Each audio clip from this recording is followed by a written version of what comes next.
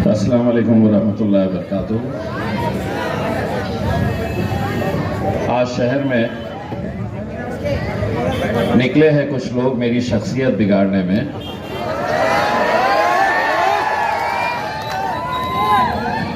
जिनके किरदार खुद मरम्मत मांग रहे हैं।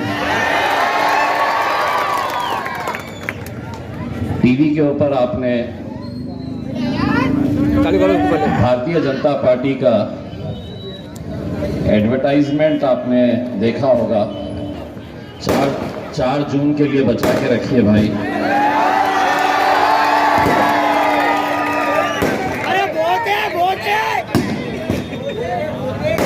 टीवी के ऊपर आपने भारतीय जनता पार्टी का एक एडवर्टाइजमेंट देखा होगा जिसके ऊपर बार बार ये लिख के आ रहा है कि मोदी की गारंटी।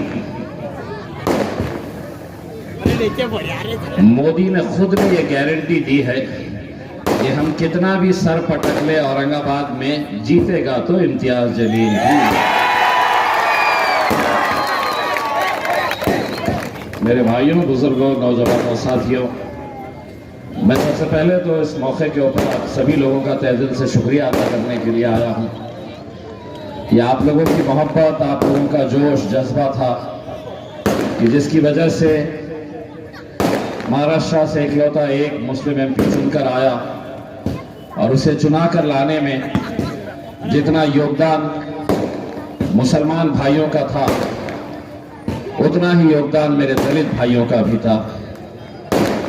जो मेहनत मेरे लिए मुसलमानों ने की थी उतनी ही मेहनत दलित भाइयों ने भी की थी और उसी का नतीजा है कि महाराष्ट्र के अंदर 48 लोकसभा की सीटें हैं, उसमें से सिर्फ एक मुस्लिम और दलितों की नुमाइंदगी करने वाला एमपी चुनकर आता है और ये आप लोगों की कोशिशों का नतीजा है।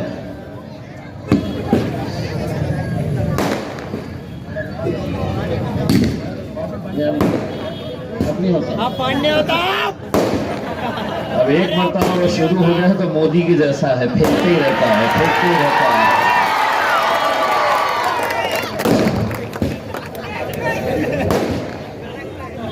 ये जो मेरे सामने 2 कैमरामैन वाले हैं ना, वो गवर्नमेंट के हैं। वो ये रिकॉर्ड करते रहते हैं कि मैं क्या बोलने वाला हूं करके। मैं उनको ये बताना चाहता हूं, मैं इशारों में भी बात करता हूं तो ये समझ जाते हैं। मैं अगर यूं करता हूं तो वो समझ जाते हैं कि पतंग को वोट देना है करके। तो मैं ये कह रहा था कि ये आप लोगों ने पूरे इस मुल्क को दिखाया था कि अगर हम मुत्तहिद रहे, एक ताकत बनकर खड़े रहे तो हम क्या कुछ नहीं कर सकते। वरना हमारे जहनों के अंदर ये बात डाली गई थी कि मेरा नेता कौन होगा तो शरद पवार होगा, मेरा नेता कौन होगा तो राहुल गांधी होगा। ये झंडे थोड़े से बेटा नीचे कर लीजिएगा, पीछे वालों को दिख नहीं रहे। तो मेरा नेता कौन रहेगा तो अशोक चौहान रहेगा, अजीत पवार रहेगा, उद्धव ठाकरे रहेगा। लेकिन हमारे में से कोई नेता नहीं बन सकता है। हमारा काम क्या है तो ये नेता आएंगे, स्टेज के ऊपर बैठेंगे, हमने शतरंजियां बिछाने का और कुर्सियां जमाने का काम इनके लिए करना। पार्लियामेंट के अंदर कौन जाके बैठेगा तो हम में से कोई नहीं बैठेगा, जो स्टेज पर रहेगा वही जाकर बैठेगा। 75 सालों से यही खेल खेला जा रहा था। 75 सालों में हमारे जहन को इस तरह से बना दिया गया था कि नहीं, तुम जीत ही नहीं सकते हैं तो तुम्हें टिकट देने का सवाल ही कहां पैदा होता है। और मेरी ये सोच है कि अगर हम लड़ेंगे नहीं तो जीतेंगे कैसे। जीत और हार का फैसला होगा तो कब होगा, जब हम मैदान में उतरेंगे। 28 दिन पहले 12 साल इस शहर को छोड़ चुका, पूना में एक टेलीविजन चैनल के लिए, एक न्यूज चैनल के लिए काम करने वाला आपका बेटा, आपका भाई 28 दिन पहले इस शहर में आता है और ये ऐलान करता है कि मैं एमएलए का इलेक्शन लड़ूंगा तो लोग मुझे हंसते थे देखकर। लोगों को समझ में नहीं आता था कि ये से क्या हो गया है। यहां पर इतने सालों से बड़े बड़े नेता हमने देखे हैं, सफेद खादी के पैंट और शर्ट के अंदर पूरी जिंदगी निकाल दिए, कॉर्पोरेटर नहीं बन पाए। और ये बंदा पूना से आकर कहता है कि मैं एमएलए बनूंगा। मैं अपने लोगों के बीच में गया। 2014 में 3 एमएलएस और तीनों के तीनों सिटिंग एमएलएस मेरे खिलाफ खड़े थे।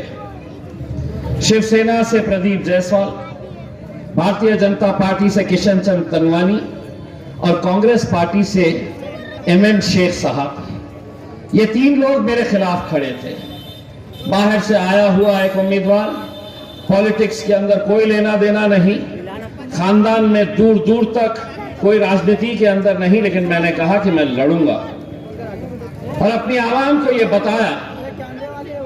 बताया मैंने कि यहां पर एक राजनीतिक पार्टी ने ऐलान किया था कि हम एक शहर से किसी एक मुसलमान को टिकट देंगे।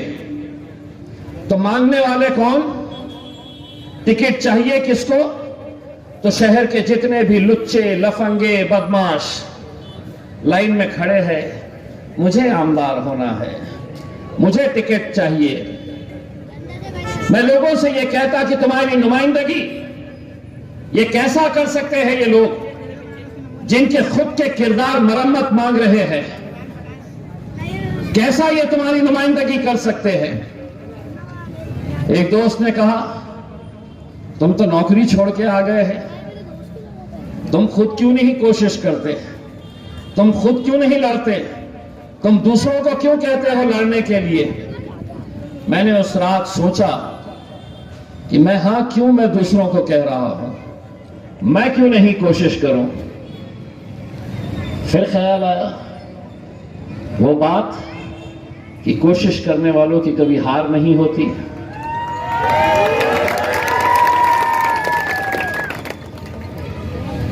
तो मैंने सबसे पहले शुरुआत की मेरे घर वालों से। पहली अजान हो चुकी है,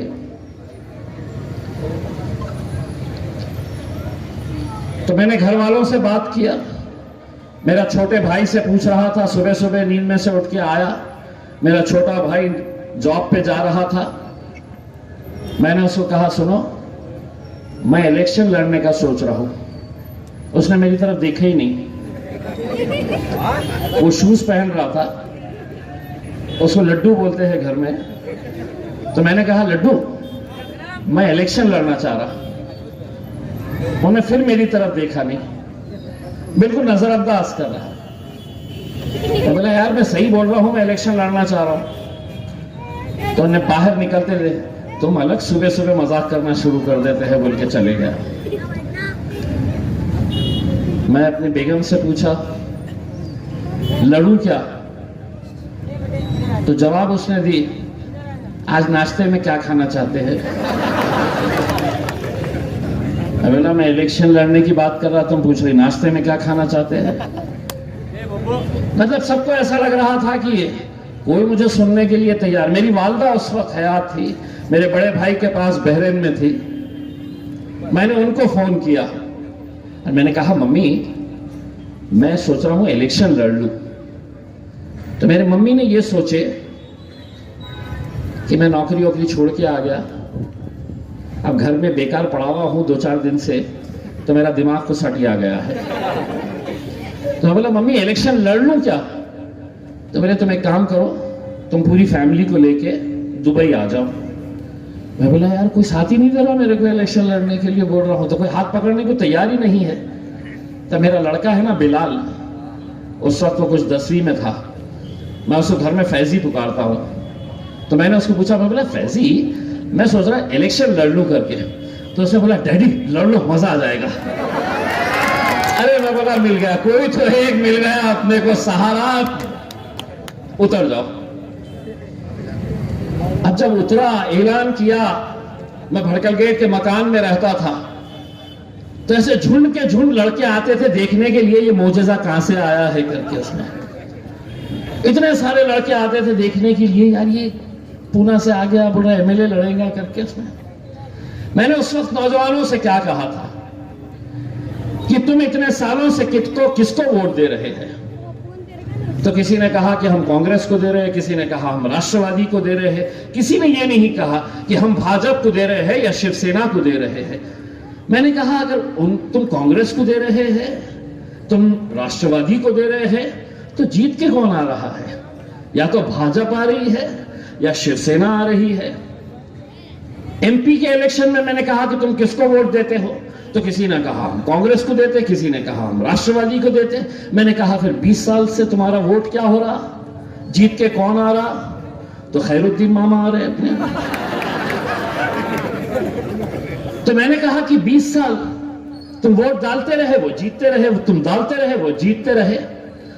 मैंने उनको कहा कि अब एक बात समझ लो, ये समझ लेना कि इस बार भी तुम्हारा वोट जाया जाने वाला है, बेकार जाने वाला है, लेकिन तुम एक ताकत बनकर मेरे पीछे खड़े तो रहो। एक धक्का लगाओ तो सही। अल्हम्दुलिल्लाह ऐसा धक्का लगाए कि 2014 में भी इनको उखाड़ के फेंका और 2019 को भी इनको उखाड़ के फेंका। अब पूरे के पूरे जमा हो गए हैं। ऐसे देखते हैं कहां नौजवान लड़के बैठे रहे चबूतरे पे, होटलों में। कोई तो भी एक आ जाता है, नहीं अब मुश्किल है इम्तियाज भाई का। पहले क्या था बॉस, देखो 2014 में कुछ नहीं था, लोगों ने डाल दिए। 2019 में अरे बॉस वो वंचित थी ना, उसकी वजह से जीत गए। 2024 में नहीं आते बॉस। बोलने वाले कौन? वही लोग जो 2014 में बोलते थे नहीं आता, आ गया। 2019 में तो हर एक की जेब में एक कागज रहता था, पेन रहता था, जहां 4 लड़के दिखे कि कागज निकाले, देखो इतने मुसलमान, इतने मराठे, इतने दलित, इतना वोटिंग परसेंटेज होता, नहीं आता। तुम ही बताओ कैसा आता? मैं उनको ये बोलता था कि तुम जमीन पे मेरा हिसाब करते हैं, लेकिन सही मानों में मेरा हिसाब मेरा रब वहां पे करता है। मैं उन्हें यह कहता कि मैं तो था नहीं इस शहर के अंदर, तुम थे यहां पर। क्या वजह है कि तुमने अपनी क़यादत खुद खड़े नहीं की? क्यों तुम एमएलए नहीं बन पाए? क्यों तुम एमपी नहीं बना पाए? क्योंकि तुम्हारी ज़हनियत के अंदर एक ऐसी सोच थी कि नहीं, मेरा नेता तो कोई और ही होगा, मैं उसके नीचे होगा। लेकिन इम्तियाज जलील की सोच यह है कि अगर इस कुर्सी के ऊपर शरद पवार है, इस कुर्सी के ऊपर राहुल गांधी है, तो उसके सामने इम्तियाज जलील नहीं बैठेगा, उसके बाजू बैठेगा। और अल्हम्दुलिल्लाह, अल्हम्दुलिल्लाह ये करके दिखाए। कितने हैं महाराष्ट्र के अंदर, कितने तुम्हारे नुमाइंदे हैं? एक, सिर्फ एक। और आगे जो कह रहा हूं, हमें सोचना चाहिए, हमें शर्म आनी चाहिए अपने आप पर और हमारे उन नेताओं के ऊपर जो सिर्फ आज तक गुलामगिरी करने का काम कर रहे हैं। 7 ऐसे राज्य हैं हमारे अतराफ जहां पर एक भी आपका नुमाइंदा लोकसभा के अंदर नहीं है। मध्य प्रदेश के अंदर 0, राजस्थान के अंदर 0, कर्नाटक के अंदर 0, झारखंड में 0, दिल्ली में 0, गोवा में 0। वाह, वोट सबको चाहिए, आपका सबको चाहिए, क़यादत किसी को भी नहीं चाहिए। और वो क़यादत जो बोलने वाली है, जो डट कर फिरने वाली है, वो क़यादत जो आज इतने आप वाक़या देख रहे हैं कि कोई मुंह खोलता है तो ईडी लगा दो, सीबीआई लगा दो, आईटी लगा दो। डर और खौफ का माहौल। मुझसे भी मेरे चाहने वाले कहते हैं कि इम्तियाज भाई बहुत बुरा दौर है, इतना मत बोला करिए। मुझसे कहते हैं आपको डर नहीं लगता। मैं कहता हूं हां, डर लगता है मुझे, लेकिन इन हुकूमतों से डरता नहीं हूं। मैं डरता हूं तो मेरे रब से डरता हूं। मैं अल्लाह से डरता हूं। मरना तो सबको है, कोई आबे हयात पीकर नहीं आया कि जिंदगी भर जीने वाला है।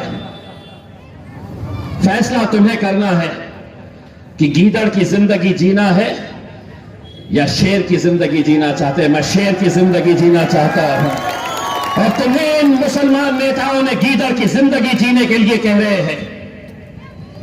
अगर 2019 के मैंने आंकड़े बताया तो 2024 के और शर्म लाते हैं हमें। 10 राज्य है, 10 स्टेट्स है जहां पर आपको टिकट ही नहीं दिया गया। एक टिकट नहीं। क्या महाराष्ट्र के 48 में से 47 सीटें, क्या वजह है कि ये एक सीट भी न कांग्रेस दे रही, न राष्ट्रवादी दे रही, न शिवसेना दे रही। भाजपा ने तो साफ कह दिया है कि इनका हमसे कोई लेना देना नहीं है। लेकिन बाकी की जमातें तो आप इनको बड़ा किए हैं, इनके नेताओं को आपने तैयार किए हैं। और आज यही कुछ मुसलमानों के दल्ले आके क्या कह रहे हैं कि नहीं, हमें मोदी को कमजोर करना है, तो यहां पे इम्तियाज जलील को नहीं, खैरे को जिताना है। रोज रात में 2-4 मकानात है, कभी बुलाते हैं नौजवानों को शीरखुरमा पीने आओ। शीरखुरमे की कटोरी के ऊपर बस देखो अपने को मोदी को हराना है, इम्तियाज को वोट दे दिए तो बीजेपी आ जाती है। यही बात 2019 के अंदर वो कहते थे। 2019 के अंदर यही बातें कर करके हमको समझाते थे। नतीजा क्या हुआ कि अल्हम्दुलिल्लाह हम तो जीत गए, लेकिन आज जो इकलौती एक पूरे महाराष्ट्र के अंदर मुसलमानों की, दलितों की, पिछड़ों की, मराठाओं की, धनगरों की आवाज बनकर खड़ा है इम्तियाज जलील, उसे ही यहीं पे खत्म करने के लिए कोई ऐरे गैरों की जरूरत नहीं है। हमारे ही कुछ गल्ले मार्केट के अंदर घूम रहे हैं चंद सिक्के फेंकने की वजह से, चंद पैसों की खातिर। कितना पैसा मिल रहा होगा, तुम जिंदगी नहीं गुजार सकोगे उसमें, यकीनन जिंदगी नहीं गुजार पाएंगे। आज अगर इम्तियाज जलील जीत रहा है, अगर खड़ा है, तो न जाने ऐसे कितने बुजुर्गों की दुआएं मेरे साथ में है। रमजान के आखिरी अशरे में हैदराबाद से एक मौलाना आते हैं, मोतीवाला की मस्जिद में, बेरी बाग में देर रात तक उनकी दुआ चलती है। मैं उस दुआ में शामिल होता हूं। मौलाना मुझे भी बहुत दुआओं से नवाजते हैं। इस बार जब उनकी दुआ के लिए मैं गया, दुआ खत्म होने के बाद मैं उनसे जाकर मिला, खूब दुआओं से उन्होंने नवाजा। और जब मैं बाहर निकल कर आ रहा था, मस्जिद के गेट के पास बहुत सारे नौजवान लड़के घेरे हुए, किसी को सेल्फी चाहिए, किसी को फोटो चाहिए। मेरी नजर एक बुजुर्ग शख्स के ऊपर पड़ती है, बहुत बुजुर्ग शख्स, 90-52 साल के हजरत हो गए वो। और मुझे ऐसा लगा कि वो शख्स, वो बुजुर्ग मेरे पास आना चाह रहे हैं, लेकिन भीड़ की वजह से वो मुझ तक पहुंच नहीं पा रहे। मैंने लड़कों को हटाया, उस बुजुर्ग के पास गया, मैं उन्हें सलाम किया, उनका हाथ अपने हाथ में लिया। हाथ थरथरा रहे थे बुजुर्ग के। मैंने कहा कि मेरे लिए दुआ करना। उन्होंने मुझसे कहा कि मैं जालना से आया हूं, मैं जालना से आया हूं और मेरे पूरे घर वाले और मैं खुद पूरा रमजान तहज्जुद में उठकर बेटा हम तेरी कामयाबी के लिए दुआ कर रहे हैं करके।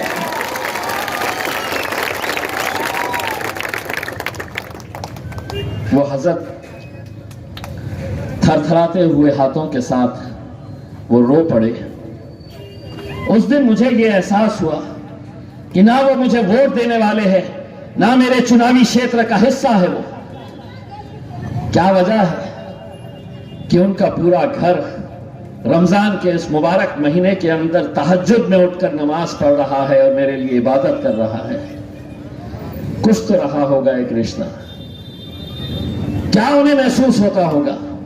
उन्हें यही महसूस होता है कि आने वाला वक्त बहुत बुरा है। आने वाला वक्त हम लोगों के लिए एक आजमाइश है। आप समझ गए, लेकिन वो चंद लोग क्यों नहीं समझ पा रहे जो आज कभी खैरे की पैरवी कर रहे और कभी वो बेगमपुरे के नचनिया की पैरवी कर रहे हैं। लोकसभा में कानून बनाए जाते हैं, कोई नाचने और नचनियों का अड्डा नहीं है लोकसभा। चल मैं तुझे बोलता हूं कि इम्तियाज जलील वापस लेता है अपनी उम्मीदवारी। 2 लाइन अंग्रेजी में हिंदी में लिख के बता यहां पर आके। जहां खड़ा झोली फैला रहा, जहां खड़ा झोली फैला रहा। अरे तू जिसके सामने झोली फहरा रहा है ये इंसान है, मैं जिसके सामने झोली फहरा रहा है वो मेरा रब है। मांगना है तो उससे मांग। और किसको बता रहा है? दीन हदीस ईमान की बातें किसको सुना रहा है? तेरा इतिहास अगर जिस दिन पढ़ना शुरू कर दूंगा, हम जरा से खामोश क्या बैठे तो सारी दुनिया बदमाश हो जाती है। लुच्चे लफंगों की फौज लेकर 2019 में भी तेरे जैसे बहुत आए थे, बहुत आए थे तेरे जैसे। और एक बात सुन, मैं पार्लियामेंट में अगर खड़े रहकर जिससे सारा देश को डराया जा रहा है, अगर उसकी आंखों में आंखें डालकर उसके मुंह पे अगर बोलने की हिम्मत रखता है तो तू किस गली का कीड़ा है बे?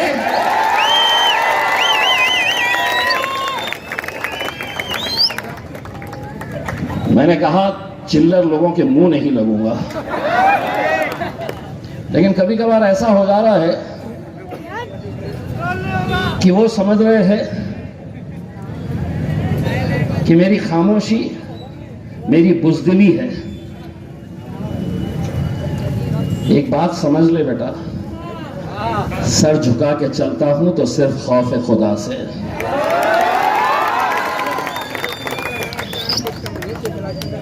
और क्या वो लोगों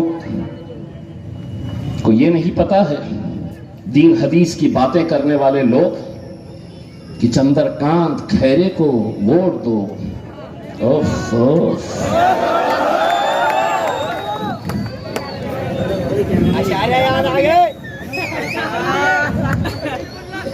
तुम जिसकी पैरवी कर रहे हो ना, उसको इम्तियाज जलील ने क्या ओहदा दिया है सुनना चाहोगे? अरे गैरे नथु बोले खैरे को वोट दो। और बेचारा वो आदमी भी इलेक्शन आया तो उसको ये एहसास हुआ 30 सालों के बाद कि इस जिले के अंदर एक बहुत बड़ी आबादी मुसलमानों की भी है। 30 साल में एक बार भी ईदगाह में नजर नहीं आए थे बाबा। क्या मजबूरी थी, क्या वजह थी कि स्टेज पे आके खड़े हो गए, उनके अंटर पंटर बाजू में कान में फूक रहे, साहब उसको सलाम वालेकुम बोलो। तो बेचारा जो आ रहा सलाम वालेकुम, सलाम वालेकुम, ईद मुबारक, ईद मुबारक।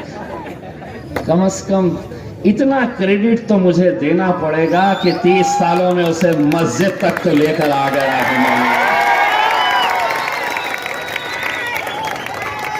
और उस दिन बात खत्म नहीं हुई तो थोड़े दिनों के बाद पता चला नहीं, मुसलमान नमाज 5 वक्त की पढ़ना चाहिए, 5 वक्त की।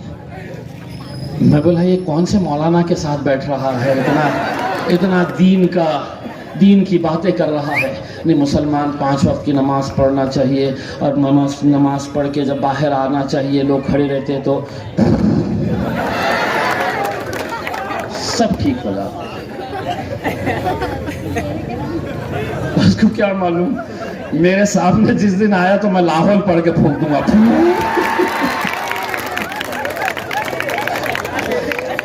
उसको तो ये समझ में आएगा कि इन्हें कुछ तो भी अच्छा फूक रहा। मैं बोलूंगा लाहौल वाला कुव्वत इल्ला बिल्लाहिल अलीयुल अज़ीम। उसकी पैरवी कर रहे हैं। और कौन लोग कर रहे हैं साहब, कौन लोग कर रहे हैं? जो भी कर रहे हैं, एक बात सुन लो, तुमने शराफत हमारी देखी है।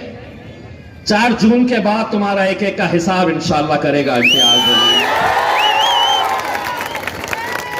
क्योंकि तुम या तो चंद पैसों की खातिर या अपने सिर्फ जाती मफाद के लिए तुम इस पूरी कौम का सौदा कर रहे हैं। तुम्हें कहा गया है कि इनके वोट बांटो, इनके वोट तकसीम करो, उन्हें टारगेट दिया गया है। जो आ रहा ऐसे ऐसे लोग फॉर्म भर डाले। मीडिया वाले उनसे पूछ रहे कि आपका मुकाबला किस, बोले इम्तियाज जलील से तो है ही नहीं। तो बोला डायरेक्ट खैरे से है, गैरे भुमरे से है। मैं बोला यार मैं लड़ा काहे के लिए, मेरे साथ मुकाबला किसी का भी नहीं है करके उसको।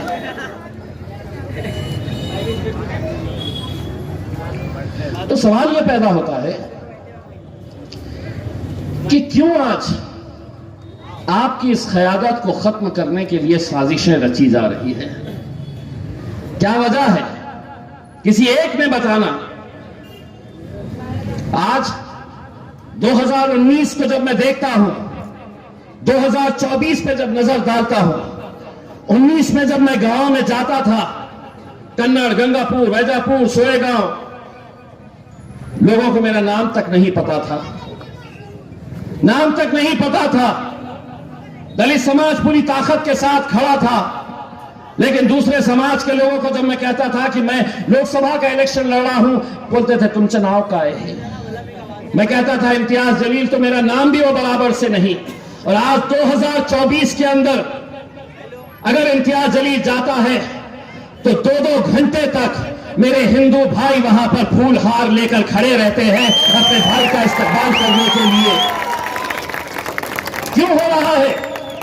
कि उन्होंने देखा है कि हमने कभी भी जात, धर्म और मजहब की राजनीति नहीं की। आदर्श का घोटाले के अंदर मैंने पूछा नहीं किसी से कि कितने लोग कौन सी जाति के हैं। मैंने उन्हें अपना हमारा जो फरीजा है, हमारा जो ईमान हमें सिखाता है, हमें इस्लाम की जो तालीम दी गई है कि सामने वाला मजबूर है, सामने वाला परेशानी के अंदर है, उसके लिए मदद करो। आज वो लोग 1 साल से जब मुझे देख रहे हैं, मैंने एक बार भी नहीं कहा कि तुम मेरे लिए काम करो, मुझे जिताने के लिए काम करो। मैं लोगों से तो सिर्फ यही कहता हूं, जो लोग मेरी मुखालिफत कर रहे हैं, जो लोग कहते हैं कि नहीं इम्तियाज जलील ने नहीं जीतना चाहिए, 48 सीटें हैं ना, तुम 48 के 48 पे लड़ रहे हैं, एक सीट छोड़ दो। है दम तो 47 के जीत के बताओ, 47 की 47 जीत के बताओ। और अगर 47 तुम जीत भी गए लोकसभा में पहुंच भी गए, और अगर सीए एनआरसी का, यूसीसी का कानून आएगा तो भीगी बिल्ली की तरह ये 47 मुंह बंद करके मोदी के डर से, खौफ से ये मुंह नहीं खोलेंगे। अगर शेर की तरह वहां पर कोई घुर्राएगा तो मेरा खायद बैरिस्टर असदुद्दीन ओवैसी ये बोलेंगे। खैरे साहेब बोलणार, अरे वा, 20 वर्ष हिरवा साप होते तुम्ही त्यांच्यासाठी, और आज उसी हिरवा सापला दूध पाजण्याचं काम कोण करत आहे? सगळ्यांचं नाव देणार, काढणार, फेरणार, हिसाब तो सबका किया जाएगा। मैं सिर्फ उन लोगों से इतना कहना चाहता हूं, हमारा काम जो है, हम सिर्फ मेहनत करते हैं, और मैं आपको भी ये कहना चाह रहा हूं, आप शिद्दत से मेहनत करिएगा। बस महज 3 दिन बचे हुए हैं, 9, 10, 11, 5 बजे सब खत्म हो जाएगा कैंपेनिंग। 13 तारीख के दिन वोटिंग शुरू हो जाएगी। हमारा काम मेहनत करना है। जीत और हार का फैसला अपने रब पर छोड़ दो, अपने रब पर छोड़ दो। और इतना समझ लो, अगर इम्तियाज जलील आज खड़ा है, उसके नीयत में अगर खोट होगी तो वो कभी नहीं जीतेगा। लेकिन अगर नीयत साफ रहेगी तो अल्लाह खुद ब खुद रास्ते बनाता है मेरे भाई, खुद ब खुद रास्ते बनाता है। और कैसे रास्ते बना रहा है, किसी ने सोचा नहीं था। लोग कहते थे कि यार 2019 में वंचित थी। अच्छा, आप भी बैठे हैं सुनने के लिए, वाह वाह, बहुत बोलते हैं मेरे बारे में। आइए स्टेज पे बैठिए। तो 2024 में कैसा जीतेंगे, क्या होगा? तो क्या हुआ? आज शरद पवार साहब घर में बैठ के गाना गाते होंगे, मेरे दिल के टुकड़े 1000 हुए, कोई यहां गिरा, कोई वहां गिरा। उद्धव ठाकरे भी यही गाना गा रहे होंगे, मेरे दिल के टुकड़े 1000 हुए, कोई यहाँ, कोई वहाँ, रास्ता खुला, इम्तियाज दौड़ो उस पे, ये रास्ते अल्लाह बनाता है। बने और क्या होगा? जीत और हार के अलावा कोई तीसरा मामला सामने नहीं आएगा। अगर जीतूंगा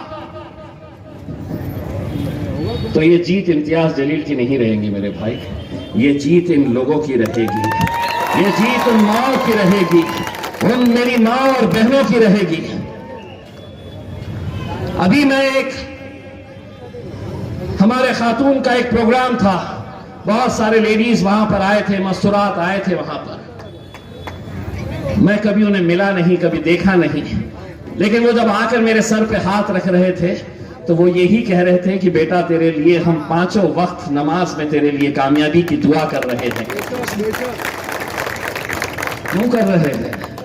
उन्हें लगता है कि इम्तियाज जलील के अंदर उनका बेटा है, उन्हें लगता है कि इम्तियाज जलील के अंदर उनका भाई है, इसीलिए आज वो शिद्दत के साथ खड़े हुए हैं, दुआएं कर रहे हैं। बस आप लोगों को क्या करना है? 11 तारीख तक घर घर जाना है। पहले ही आपके पास यादी आ चुकी होंगी, लिस्ट के अंदर देख लो, मोबाइल के अंदर चेक कर लो मेरा मोबाइल में नंबर है या नहीं। वरना अपने कौम की खास बात यह है कि बॉस मैंने 2019 में दिया था ना वोट, मेरा नाम कटा कैसा,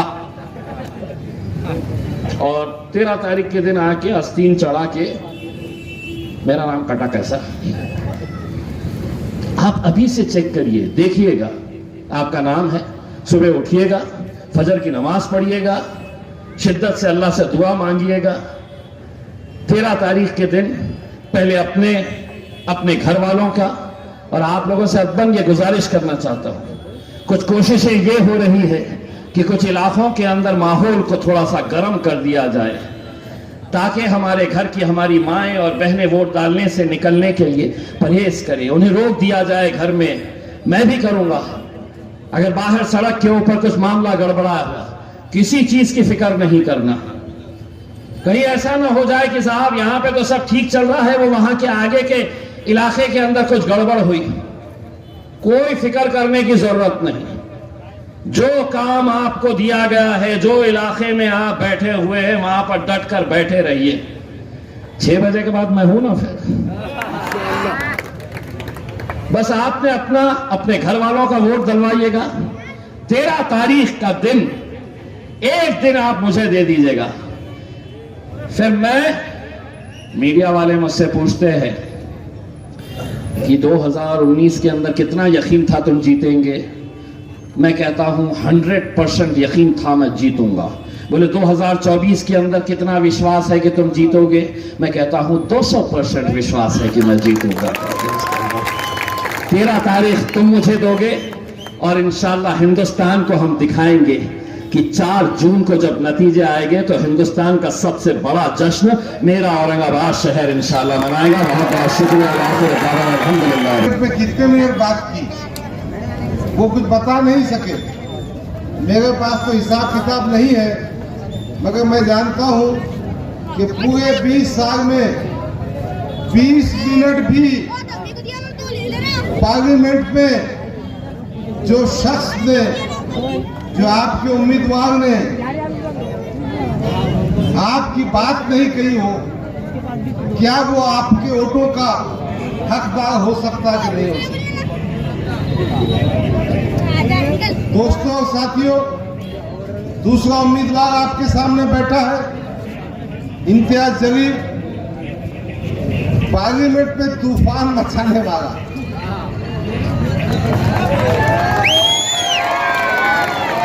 पार्लियामेंट में तहलका मचाने वाला। औरंगाबाद का विषय हो, मुस्लिम रिजर्वेशन की बात हो, या हमारे धनगर भाई, हमारे बंजारा भाई, हमारे दलित भाई, हमारे मराठा भाई, उनके विषय को मानने की बात। आपने देखा इम्तियाज जलील के पास जो पीड़ित है, जो दुखी है, उनकी समस्याओं को हल करने का जज्बा। यह आदर्श दूसरी बैंक के घोटाले के मामले में अगर इम्तियाज जलील उनके साथ कमिश्नर ऑफिस में बैठा, इम्तियाज जलील की प्रशंसा करना चाहिए, तारीफ करना चाहिए। पुलिस आंसू गैस अब इम्तियाज जलील की आंखों से दिख रहा नहीं। उधर बैठा हुआ,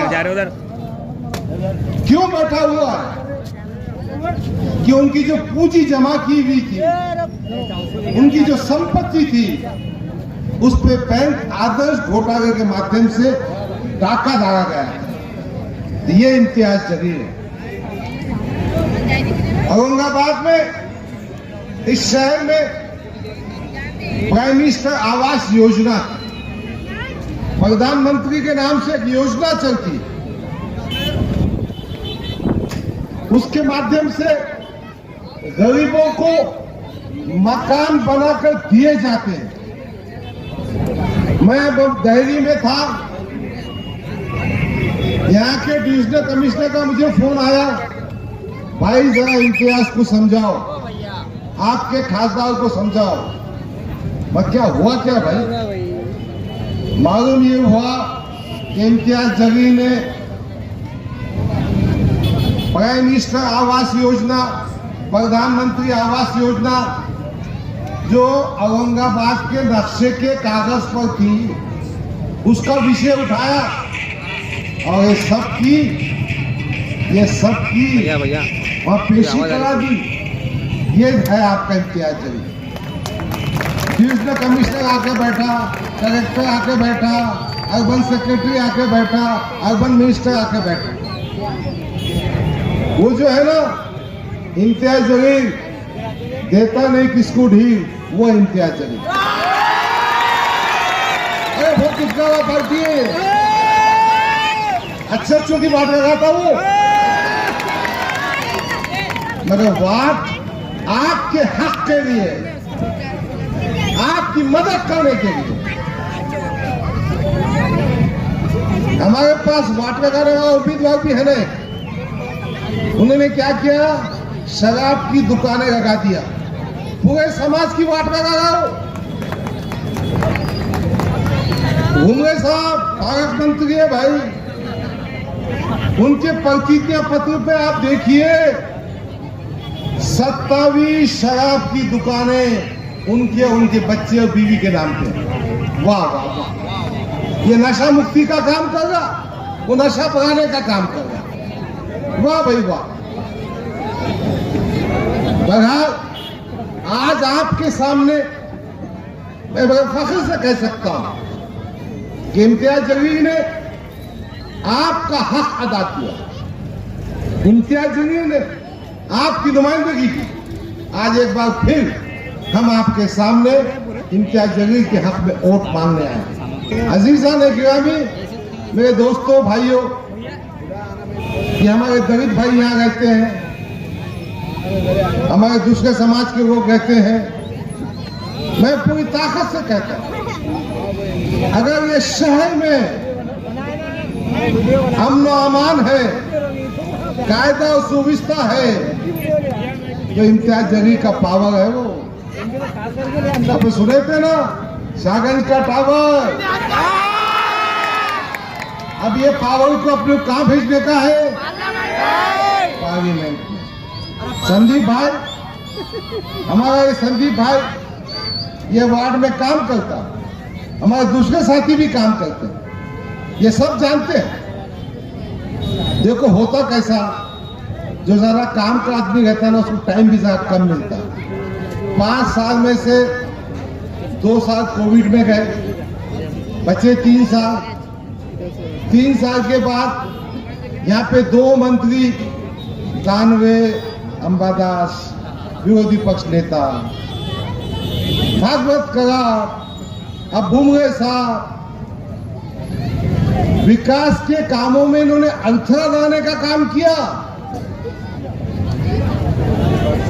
विकास के काम की गति को रोक दिया। मगर मुझे उम्मीद है कि इम्तियाज जलील जब पार्लियामेंट में जाएगा 2024 से 2029 तक इस शहर के नक्शे को बदलेगा। पानी के प्रश्न में, पीने के पानी के विषय पर जो बड़ा भ्रष्टाचार हो रहा था, जब इम्तियाज जलील आमदार थे, उन्होंने उसको उजागर किया, ओपन किया।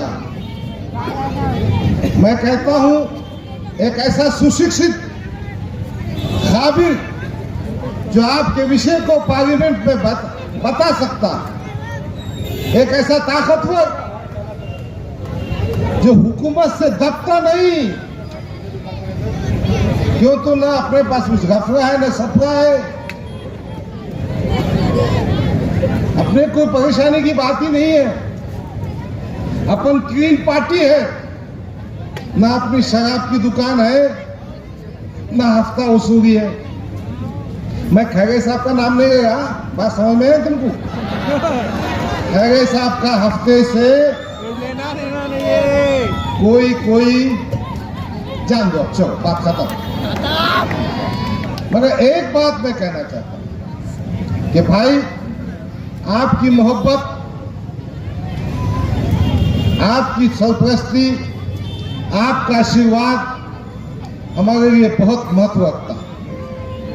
13 तारीख को 2 चीजें करना, एक अपने सब भाई को, कोई भी समाज का हो, वोट डालने के लिए बूथ पे पहुंचाना है।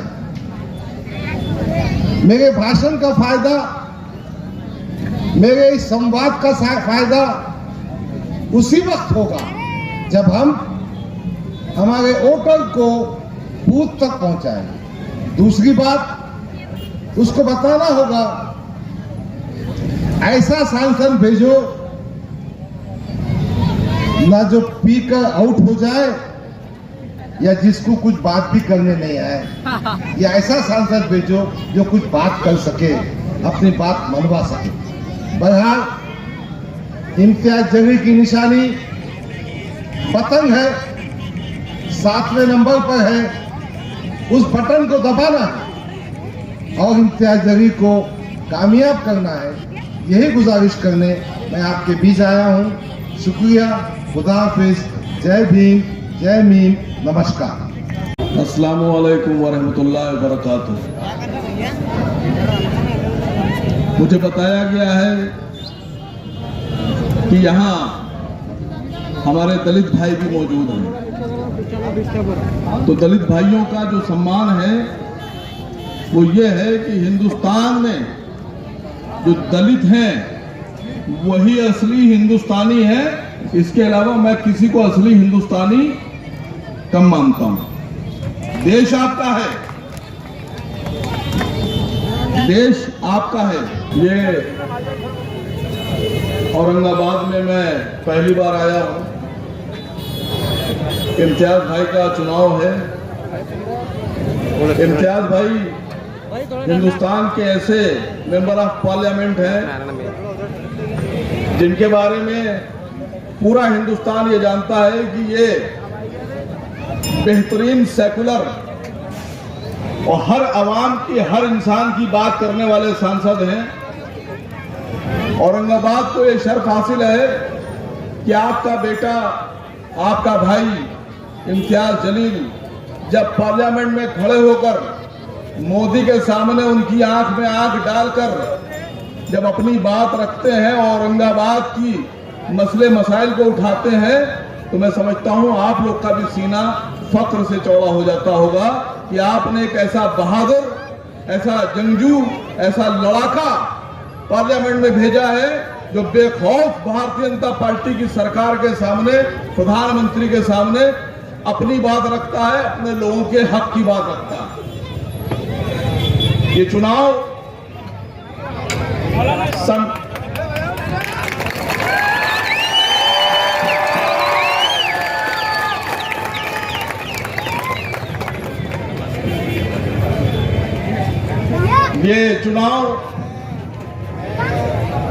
देश के संविधान को बचाने का चुनाव है।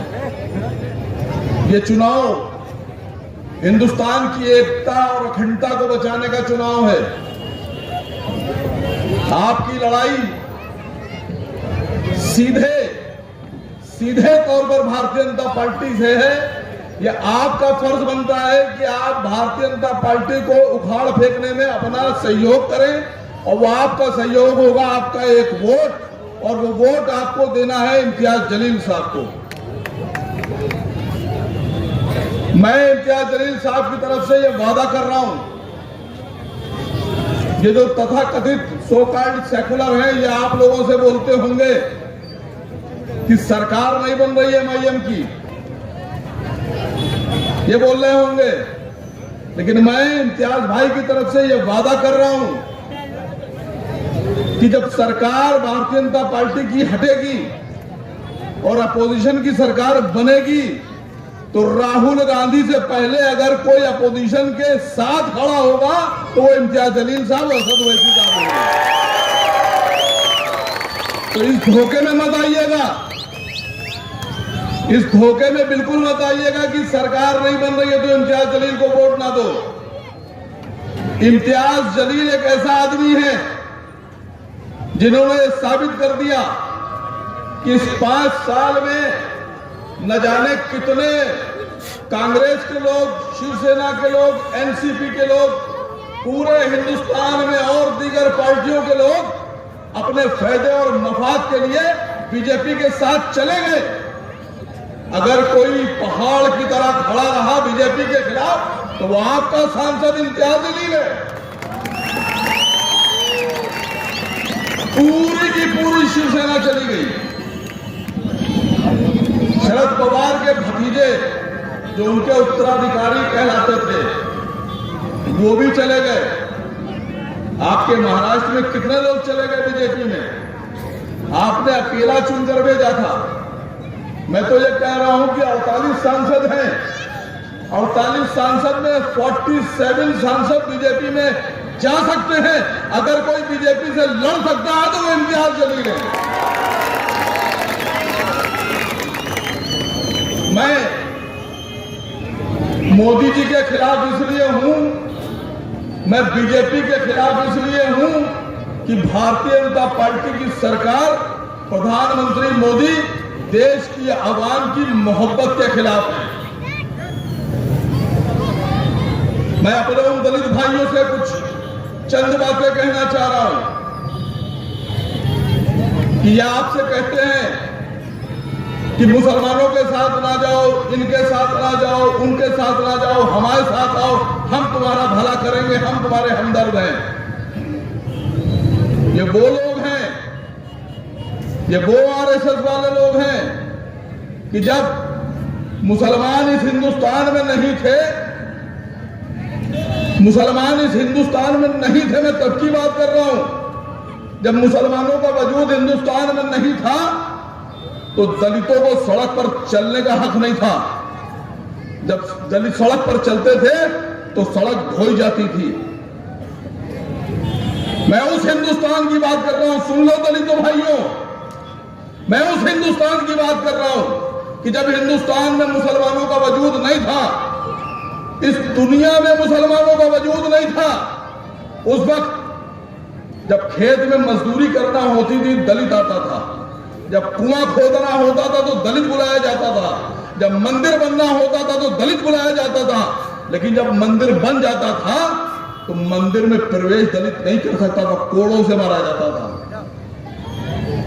कुआं खोदने वाले दलित को जब दलित कुआं खोदकर पानी निकाल देता था तो दलित उस कुएं पर पानी नहीं भर सकता था। मुसलमान नहीं थे उस वक्त। ये जो आपकी हमदर्दी की बात करते हैं ना, ये लोग थे उस वक्त। मैं उस हिंदुस्तान की बात कर रहा हूं जिस हिंदुस्तान में हमारी दलित बहनों को अपना वक्ष छाती ढकने का इजाजत नहीं दी जाती थी, उस पर टैक्स वसूला जाता था। मैं हवा में बात नहीं करता, ये इतिहास है। साउथ में एक देवी थी, मैं देवी कहता हूं उस औरत को, वो दलित बेटी थी जिसने इस कुप्रथा के खिलाफ कि हम वक्ष ढकेंगे, छाती ढकेंगे, अपनी शर्मगाह को ढकेंगे तो हमसे टैक्स लिया जाएगा, उन्होंने ढका और टैक्स भी नहीं दिया। तो पता है आपको, उनसे टैक्स जब मांगा गया, उन पर जुल्म और ज्यादती हुई तो उस देवी ने अपना छाती काट कर दे दी। ये वो लोग हैं जिन्होंने जुल्म और ज्यादती का इंतहा पार कर ली थी।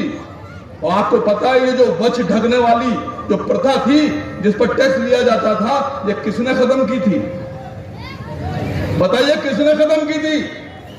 मैं दलित भाइयों से कह रहा हूं, ये प्रथा टीपू सुल्तान ने खत्म की थी और कहा था कोई दलित बहन, कोई दलित बहन, कोई दलित बेटी अपना छाती खोलकर नहीं चलेगी। अब आप सोचिए कि उस वक्त जो लोग थे, टीपू सुल्तान के जमाने में जो लोग थे, वो किसके साथ, किसकी हमदर्दी और किसकी मोहब्बत में होंगे। उस वक्त के दलितों से पूछा जाता था, अगर पूछा जाता कि किसके साथ हो, तो बेखौफ एक अल्फाज में, एक लाइन में बोलते कि शेरे मैसूर टीपू सुल्तान के साथ है। और उसी टीपू सुल्तान की राह पर चलते हुए, उसी शेर मैसूर की राह पर चलते हुए, उसी शेर मैसूर की ताकत को साथ लेकर आपका सांसद इम्तियाज जलील चल रहा है। साथ देंगे? दूसरी एक बात आपको बताऊं, अब एक मजे की बात सुनिए। मोदी जी आजकल कह रहे हैं कि चुनाव जीत जाएंगे तो लखपति दीदी बना देंगे। कह रहे हैं ना, कितने पैसे? 3 लाख रुपए हर हिंदुस्तान की बहन को, बेटी को देंगे, 3 लाख लखपति दीदी बनाएंगे। अब उनसे मैंने पूछा कि साहब 3 लाख रुपए देंगे, बीजेपी वाले से कहले हाँ, तो हमने 18 लाख हुए, 15 लाख पहले वाले, 3 लाख ये वाले, 18 लाख तो दो ना पहले, 18 लाख दो, तुमने 15 दिए नहीं है, 3 कैसे दोगे? अब आपको लूट बता रहा हूं, लूट। ये जो दिखती नहीं है आपको, ये जो लोग बताते नहीं है, सुनिए। मैं सभी हिंदुओं, मुसलमानों, दलितों, सरदारों, जैनों, सिंधियों, बौद्धों, ईसाइयों, सबकी बात कर रहा हूं, क्योंकि मैं इम्तियाज जलील का भाई हूं। मैं हिंदू मुसलमान की बात नहीं करता। भारतीय जनता पार्टी वालों को इस भीड़ में, भारतीय जनता पार्टी वालों को इस भीड़ में हिंदू दिखता है, मुसलमान दिखता है। मोदी जी से पूछिए तो हिंदू मुसलमान, आपको पता है एमआईएम को क्या दिखता है? इम्तियाज भाई को दिखता है, मोदी जी को दिखता है हिंदू मुसलमान, और इम्तियाज भाई को और हमको दिखता है पूरा हिंदुस्तान। भारतीय जनता पार्टी आपकी जेबों पे डाका डाल रही है। ये डाका जो आप पर पड़ रहा है, आपकी जेब पे पड़ रहा है, आपकी तिजोरी पे पड़ रहा है, आपके घर पे पड़ रहा है, इस डाके को सिर्फ आप ही रोक सकते हैं। ये जो लूट आपके साथ हो रही है, ये जो आपकी जेब से पैसा छीना जा रहा है, इसको सिर्फ आप रोक सकते हैं। और तरीका यह है कि पलट दीजिए कुर्सी, सर ऊपर पैर नीचे था, अभी सर नीचे पैर ऊपर कर दीजिए, कुर्सी पलट दीजिए, कुर्सी से हटा दीजिए, आप डाका रोक देंगे। डाका कौन सा पड़ रहा है सुनिए। जो कच्चा तेल है, जिसको बोलते हैं क्रूड ऑयल, इसकी कीमत आज बाजार में $78 पर बैरल है। अगर ईमानदारी से बेचा जाए टैक्स लेकर, जैसे टैक्स लेते थे वैसा, तो आज अगर ये टैक्स लेकर सही तौर से बेचे तो इसकी कीमत होना चाहिए 42 रुपए। कितने का पेट्रोल बिक रहा है? 100 रुपए का। 42 रुपए का पेट्रोल 100 रुपए में बेच रहे हैं। 135 करोड़ लीटर पेट्रोल रोज बिकता है, इंटू 60 कर लीजिएगा। सरसों का तेल 75 रुपए में था, 200 रुपए में बिक रहा है। ये आपकी जेब से जा रहा है। 50,000 रुपए की स्कूटी 1,15,000 की बिक रही है। ये टैक्स है 65,000 रुपए। आपको पता है जो फॉर्च्यूनर सड़क पर चलती है, फॉर्च्यूनर कार, ये कितने पैसे की है? डीलर को कंपनी ये कार जो देती है वो 19 लाख रुपए की देती है, और डीलर का प्रॉफिट इसमें 50,000 रुपए होता है। ये 50 लाख की जो बिक रही है, 20 लाख की चीज 50 लाख की बिक रही है, इसमें 30 लाख रुपए आवाम के पैसे का टैक्स चोरी करके सरकार अपने पास रख रही है। अगर आपको टैक्स की चोरी रोकना है, अपना पैसा बचाना है, तो वो आपको खुद करना होगा। मैं आपके जरिए से इम्तियाज भाई से भी एक गुजारिश करना चाहता हूं। इम्तियाज भाई, पूरे हिंदुस्तान का एक मसला हो रहा है, आप सांसद बनेंगे। पूरे हिंदुस्तान में इस वक्त एक लूट मची हुई है, स्कूल की लूट। प्राइवेट वाले, प्राइवेट स्कूलों में जो फीस है वो गरीब अफोर्ड नहीं कर पा रहा है। जो बच्चों में ड्रॉप आउट रेट बढ़ रहा है, बच्चे गरीबों के इंटर हाई स्कूल कर ही नहीं पा रहे हैं, फीस नहीं उनके पास। 5,000, 10,000, 12,000, 8,000 रुपए बच्चे की फीस जा रही है। अगर किसी के 3 बच्चे हैं तो उसको 25,000, 30,000 रुपए फीस देना पड़ रही है। एडमिशन फीस के नाम पर सारे स्कूल 10,000 रुपए से लेकर 40,000 रुपए तक एडमिशन फीस वसूल लें। मैं गुजारिश करके जा रहा हूं इम्तियाज भाई से कि जीतने के बाद आपकी लोकसभा में ये एडमिशन फीस का खेल तो बंद कर दीजिएगा। एडमिशन फीस 2,000 रुपए से ऊपर नहीं होना चाहिए। और बच्चों को पढ़ाने की फीस, मैं सांसद जी से गुजारिश कर रहा हूं मुश्किल काम है, आप लोग को सहयोग करना होगा। मैं समझता हूं हर घर में बच्चे हैं, हर घर के बच्चे स्कूल जाते हैं, पहले क्लास से लेकर इंटर तक के बच्चे होंगे, उसके ऊपर ग्रेजुएशन होगी।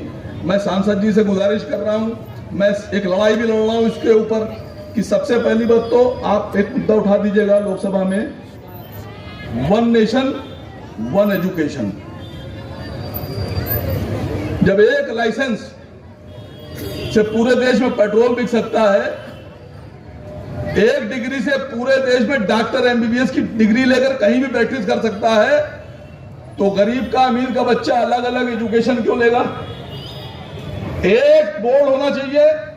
जब एक रिजर्वेशन से आप ट्रेन में सफर कर सकते हैं, एक टिकट से आप हवाई जहाज में सफर कर सकते हैं, तो एक एजुकेशन बोर्ड से पूरे देश में एजुकेशन भी दी जा सकती है।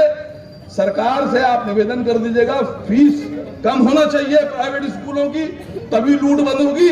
ऐसा नहीं होना चाहिए कि गरीब का बच्चा सरकारी स्कूल में पढ़े और अमीर का बच्चा सीबीएसई में पढ़े। तो जब गरीब का बच्चा और अमीर का बच्चा एक ही स्कूल में पढ़ेगा, एक किताब होगी, एक टीचर होगा, एक सिलेबस होगा, तो फिर देखते हैं कंपटीशन में कौन आगे आता है।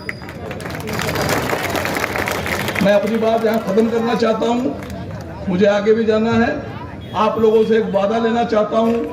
मैं समझता हूं कि दलित भाइयों को मेरी बात याद रहेगी, और याद मत रखिएगा कि जो मैंने कहा है इस पर रिसर्च कीजिएगा, इसको अपने दिमागों में भरिएगा, अपने बच्चों को बताइएगा कि आपका भविष्य क्या था, आपका फ्यूचर क्या होगा, कल आपके साथ क्या होता था और कल आपके बच्चों के साथ क्या होगा। इसकी जिम्मेदारी आपकी है। एक वादा करना है आपको कि आपके औरंगाबाद में 13 तारीख को चुनाव है। 13 तारीख को आपका चुनाव निशान क्या है? आवाज नहीं आई? अरे अभी भी नहीं आई? सांसद का नाम क्या है? आपके खासदार का नाम क्या है? किसको वोट देंगे? दोनों हाथ उठा के वचन दीजिए। खुदा हाफिज, अल्लाह हाफिज, जय भीम, जय भीम, बाबा साहब अमर रहे।